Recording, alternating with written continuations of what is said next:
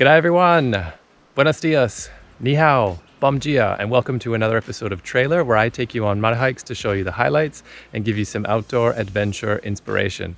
Today we are in Cocoparra National Park near Yenda, which is about 5 hours west of Sydney by car, in regional New South Wales. And today we're doing the Mount Brogden walking track, which is a 5-kilometer return track. It'll take us with a bit of elevation gain up through the park to Mount Brogden Lookout. And from there, we'll be able to look out over the countryside, nice panoramic views. And if we're lucky, we'll be able to spot some kangaroos, echidnas, and maybe even some emus as well. So let's go.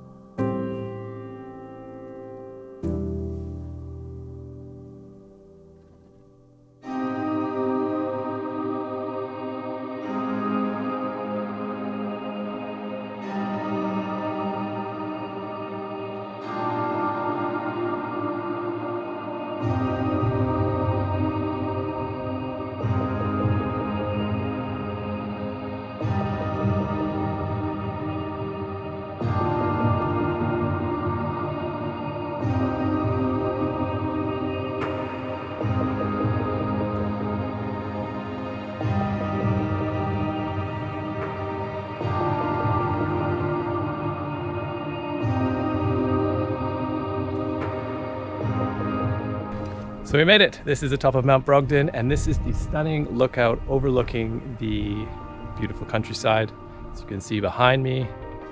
And now we're going to rest, have some lunch, and take in the views.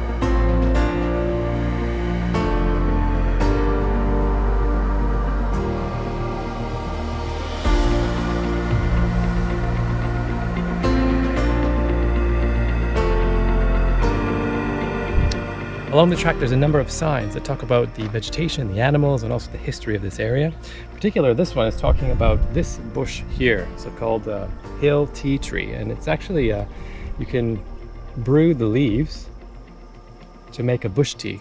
Apparently it's quite aromatic, so it's also home to the fairy wrens in the area, so very interesting. So if you're interested, be sure to stop to have a look at these.